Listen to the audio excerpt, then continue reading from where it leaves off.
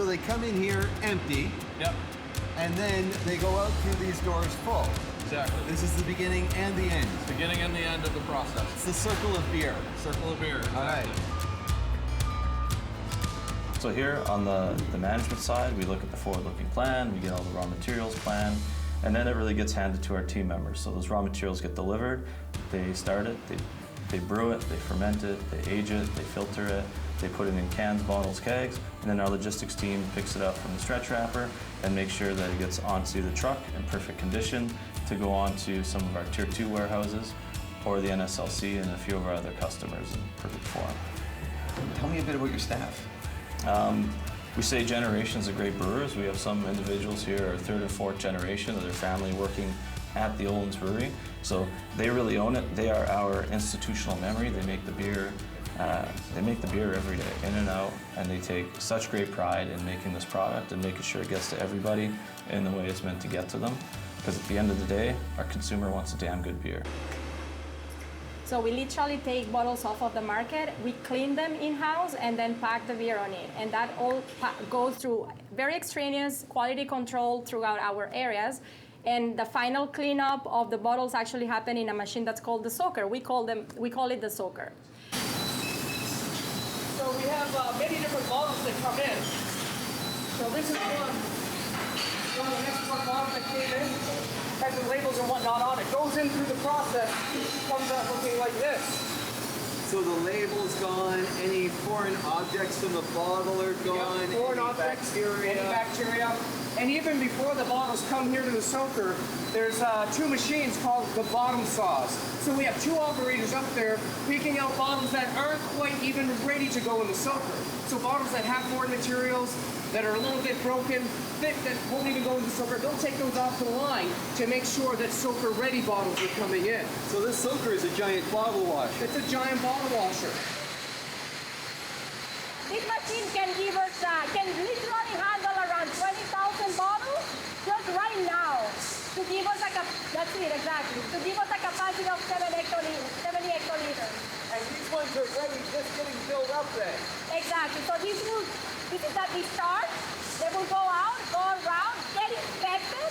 We'll need to make sure that the machine and all the inspection points previous to the machine, they have done their job correctly, so they need to once again be inspected before they get filled.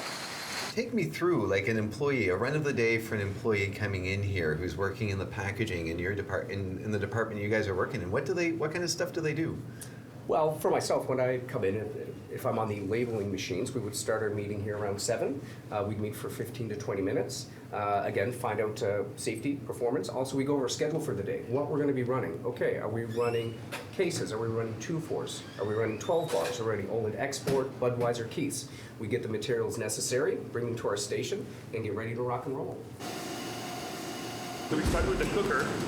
We literally cook the cereals in there to 85 degrees Celsius for about an hour. And we pitch it in what we call the mash, which is the second vessel. How do they move from this one to that one? It's downstairs. There's big pipes and pumps, so we do just pump the whole thing. Oh, this is the top.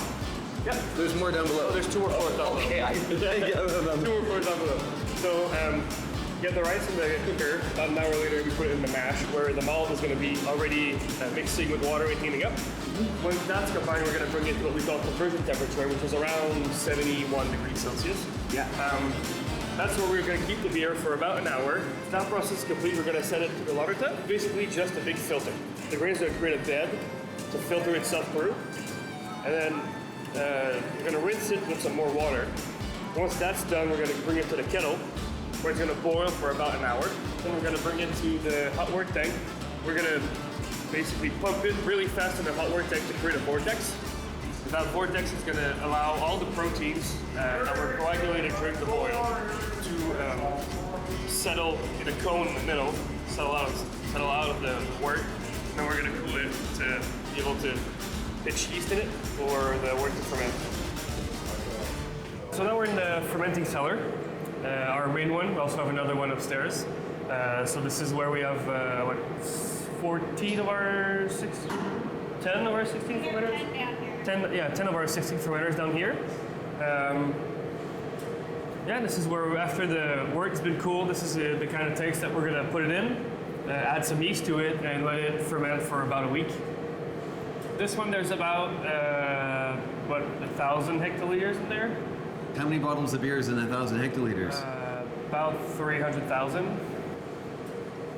We are currently in our brewing control room, so this is where our operators sit and they control all the processes to make the great beer that we have here. So what are the processes that are being controlled here? What kind of things are they doing? So they're looking at the quality of the beer and making sure that things are progressing through the process as they should be. So we reviewed a bit of the brew house here. So our brew house operator is making sure that all of the quality specifications are being made. The temperature that Olivier talked about when we were out in the brew house are key parameters to making consistent quality beer. So they're responsible for making sure those processes are flowing properly, to make sure that all of the equipment is working properly. What variables affect your tolerances, or what things can you adjust? We have good quality malt, but some of it is changing a lot depending on where it comes from and the seasons and the years. So for example, right now we're dealing with 2 different suppliers of malt that have 2 very different enzymatic quantities in them, which makes it a little hard to adjust on the mash side. At what point in time does the beer, can't you correct that it goes too far in one direction or another? A lot of the quality processes we're able to adjust. There's multiple brews that end up into a single fermenter. And so if you have issues with one brew, you can counteract with the next. And does the yeast change as well? The yeast is more stable. Yeah. It's managed mostly in-house, and a lot of the original yeast cultures still come from St. Louis. So those are monitored through that process. You have legacy yeast cultures here that are like... We wouldn't store them. All of the yeast knowledge is held in St. Louis. But I meant for the local brand. There's still the 2 main Labatt yeast that we use. So the Labatt Ale yeast for Keats and the Labatt Lager yeast for Labatt Brew. So on our left here, it's our water tanks. This water we've purified, filtered, and carbonated. During the process, we have to dilute the beer at some point in carbonating. This is where we're going. And to do that, we want to make sure we remove all the oxygen from the water, because oxygen will oxidize the beer and basically ruin it in a matter of hours.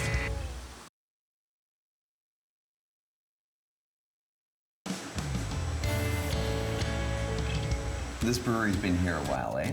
Yeah, we've been here over 105 years, so... In this location? In this location, Oland's has experienced everything that Halifax has experienced. The growth, the Halifax explosion. This building has been through it all. If you look at old maps, it was farm field. We were outside of the city, even though we're a few blocks from the ocean. And over time, the city's grown and densified around us. The industry has changed, and so we have the brewery, and around us we have a mix of commercial, light residential, dense residential. And so we do our best to respond to our neighbors if there's any feedback that they want to give us, and also to be mindful of our place in the community, which we're at a really neat nexus, being on the corner of Yonge and Agricola. We got 3 distinct areas around us that the brewery has an important role right at the nexus of all of that. And so we have an important place, and we like to also, as a business, get involved in the community and give back and help support that community around us, because the consumers of that community are what makes us possible. This smells like beer in here. Yeah, you're gonna smell a lot more like beer and not wort in here. It's almost the final stage of the brewing process. This is what we call the body feed. So it's gonna feed to this thing right here, which is the beer filter. So in the beer filter, there's 21 screens, 21 4-foot screens basically, which the powder is gonna agglomerate onto, creating what we call a cake, basically, about a couple inches thick. And that's what the beer is gonna flow through. When beer comes in the shell of the filter, it goes through the leaves and then gets filtered out to make it very, very clear. Here we're in what we call our bright beer cellar.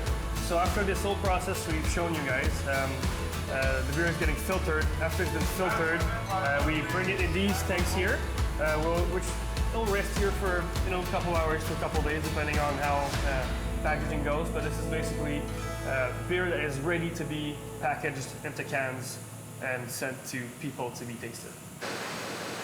Comes from the bottle filler in through the Filtec.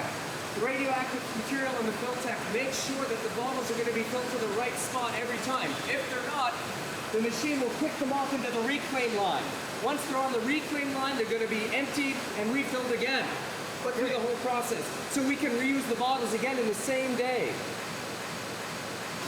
So essentially for the pasteurizer, we have it's same as the soaker that can handle 20,000 bottles. For the pasteurizer, it can handle around 30,000 bottles. So there are these big pieces of machinery that is helping us get our product pasteurized at the right time. So I've been seeing these digital signs that talk about package line efficiency. I understand most of this is automated. What factors impact your efficiency here? Well, on the bottle line specifically, we have 5 different stations. Starts at the decal, runs through the saws, into the soaker we talked about earlier, pasteurizer, and then the key machines, the packer as well as the labelers. But we as operators are there to make sure things run smoothly. So as the bottles go through at a fast speed, we have to make sure when jams happen that we clear them right away, get the line up and running again, and then it's automated. So we are all over different locations of each machine to make sure the line is running smoothly and efficiently throughout the day. So jams are one of the big factors. Yeah, jams and faults. So if something happens, there's a jam of bottles or cardboard or something, we have to e-stop the machine, 2 different locations, make sure we're accessing the machine safely, clear the jam, and then start the machine again. What Devin's doing here, he's doing the foam inspection. This is another process of making sure that the bottles come out great every time. When he's checking for a few different things, broken bottles, down bottles, they'll affect some machinery down the line. He's also checking for foreign debris by candling. He'll check bottles 4 every minute for the half-hour rotation he's here. Not only is he looking for materials or quality issues like that, sometimes there might be the odd crown or something on a bottle. Very, very rare. But we're making sure that Oland Export gets packaged and it's fantastic. Why do you spend half an hour at a time and that's it? Reason is, next Devin's going to rotate. In general, he'll go to the decal. So a person who's here working a 12-hour shift, every 2.5 hours will be at a different station every half hour. So if something's running really well, you're there for half hour. Something's giving you a little bit of a concern or issue, you're only there for a half an hour. So it breaks up the day. It's fantastic to work at 5 different stations over the period of 2.5 hours. It's great. We have here as part of our safety procedures, if we're going to access a machine to make sure we have safe access to machinery, we do what's called a lockout tagout. So what we will do is we'll lock down sources of energy. And we'll put the keys in here, then we'll lock this box. We each have our own key. Only one person can open this box. That makes sure that while somebody's inside the machinery taking care of maintenance, electrical, or clearing a jam, that nobody else can turn the machine on. That way everybody is safe 100% of the time. So in the quality packaging lab, how do you test for the quality of the packaging? What are the things that you're doing in here? Well, first of all, once a bottle comes off the filler or a can comes off the filler, we have the tank change palletizer operator who would get the can or bottle, come here, open it, put it in the machinery, and test it to make sure it's of quality. Then they bring it upstairs to an analytical lab and to do more tests on it to make sure that the quality is perfect every time. We also have CO2 levels that we need to have in the head space of the bottle to protect our shelf life. We also have level. We make sure that our fill volume is up to code, up to net content. We also check things like the crimp and torque for a bottle, if it's a bottle, or for the seam, if it's a can that we're packing. Like we don't want oxygen coming in and we don't want liquid going out with leakers, right? So that's something really critical when we're packing cans. So we're looking at the elevator for the can line. Essentially what it does, it takes the can from the first floor and brings it to the second floor. And we want to do that in a way that we don't damage the can. So these elevators are very particular because we're running cans at 900 cans a minute, right? So we want the elevator to be able to handle them carefully, and we do that by using bands, rubberized bands that are able to hold them in place with the right pressure so we can feed them into the line to the next station, which would be the packer. So basically when the cans come off the elevator, they come into these, they're combined, and then they're divided into different lanes over here. As you can see, once we go into the lanes, we have two different lanes, one on the bottom, one on the top. We have the ones on the bottom being pushed slowly in to form the bottom of the 36 pack. There's a cardboard flap that goes on top. Then afterwards, the second half of the 36 pack is then pushed on the top of those cans. So the cartons are loaded into the machine up here into the magazine. And then they're filled over here with the bottle packer itself.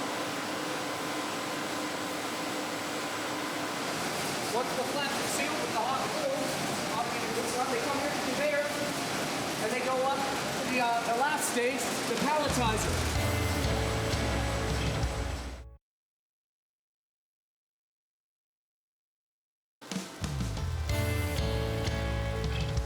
Oland's is not the small family business it was 130 years ago. You're part of a bigger conglomeration. What's the company called? We're AB InBev in AB Canada, Labatt Breweries of Canada, but we really keep it to Oland's because that's what our team members identify as, part of the Oland's family. This is their home. So here at Oland's, they take great pride in making Oland's and Keith's, our historical brands, and also we make some of the best Budweiser, Bud Light, and Michelob Ultra in the world. And those go to panel, they get tasted, and a few times a year, we generally have the best of those brands in the world. What makes your Michelob or your Bud one of the best in the world? I'll say the people, because the people have to make the tweaks in the recipe to hit that that perfect taste. Water and a lot of the inputs go through filters to basically take any city water and make it to a standard. From there, it's the recipe, the brewmasters, the brewing operators, the packaging teams to make sure that it gets made perfectly and then it gets packaged perfectly. Because end to end, they all have their role to play in making sure that the perfect beer leaves the door. Here at the final stage of the packaging process, we have two palletizers, one for the can line and one for the bottle line. So the final packaged product comes along these conveyors to the palletizers. Depending on the carton size, a single pallet of beer can hold anywhere from 60 to over 100 cases of beer. It's finished. It's sticked over onto the pallet. And it's dropped onto the pallet.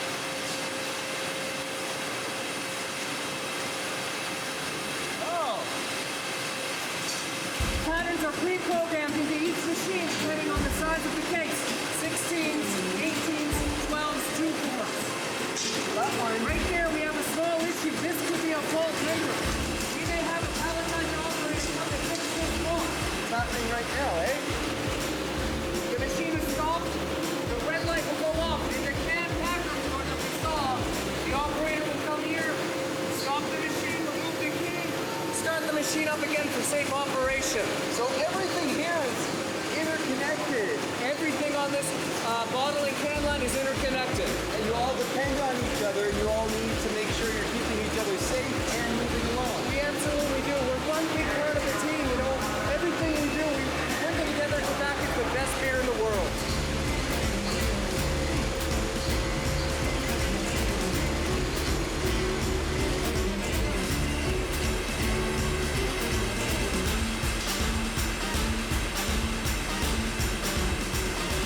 They primarily look after materials coming in, management of the line, because there's pieces of machinery that you saw some of the forklifts putting materials on, taking product off. So they manage the forklift group specifically, as well as we have a fleet of drivers that actually move the product from here to our distribution centers. Owen here is responsible for keg delivery, so we deliver kegs across Nova Scotia. We also transfer any kegs that are drank in New Brunswick, Newfoundland, PEI. They all come based out of this brewery. So we have a team of 2 trucks that deliver in the HRM, and then we have a third party that we work with Armor Transport that delivers to all the rural customers. When we first enter the floor, you're going to see sort of the main hub of where everything's happening from a production line standpoint. So there's about 5 dock doors up here, and this is primarily where Sean and Joe Paul will bring materials on for the forklift drivers to take off and put on the line. So you'll see where empty cans come off and get put on the line. You'll see where virtually all the glass that we use is returnable glass. So that all will get brought off and put on the bottle line to get cleaned and filled with beer. And then you'll also see where the full goods are going to be coming off. We'll then take you into the warehouse where you see where we store a lot of materials as well as full goods. So as Joe Paul mentioned, we have some truck bylaws. So overnight between 9 p.m. and 7 a.m., we actually store a lot of product on the floor until we can actually load more trucks in the morning and get it out. So you'll see some storage of full goods as well as kegs, as I mentioned. And then you'll see we have some more dock doors up front where we do a lot of our loading out on. There's roughly almost 8,000 cans per pallet, so that's 8,000 empty cans every 10 minutes that are going onto that line to be filled. Okay. Bottles a little less, probably closer to 6,000. A pallet of full goods, you're looking at, depending on the pack size, anywhere from 72 cases up to 240 cases on each pallet. So first time I ever walked through here, that's what really amazed me, was just seeing the amount of beer flowing down the line. And, Right? Yeah, it's pretty crazy. We're starting with the mash water, so it's basically the mash we use in beer for the start of the process. Then we do the carbonated water to make sure there's no off taste with it. Then we taste the packaging process water, so every container is rinsed before it gets packaged, so this is what we taste, so the can rinser, the bottle rinser. Then city water at the end, and we have one that we only smell to make sure pasteurizing is going well. So this must be the really important part to pick up on it now when it's just at the water. Oh yeah, definitely. This is why we do water every day, and all of the processed water. We probably have almost more water samples than beer usually.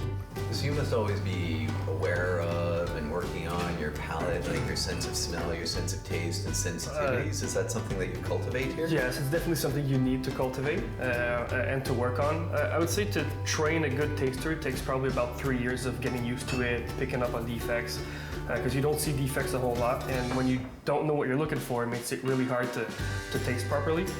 This is the freshest Bud Light you'll ever have. Freshest Bud Light. Before it's been ever touched by temperature or the canning process. This is straight out of the tank. It's, Yeah. smell it. That's good. It's fresh, it's unhindered by any sort of time or anything else in the packaging process that might have happened. Drinking beer while on the job is not a usual activity for most Nova Scotians. It's great to see that after every tasting, all of the staff here at Oland's perform a breathalyzer test, measuring their blood alcohol content. It seems like a pretty responsible thing to ensure that everyone is safe to finish their shift, as well be able to legally drive home at the end of the day. And when it clicks, you're done. All right, 0.022.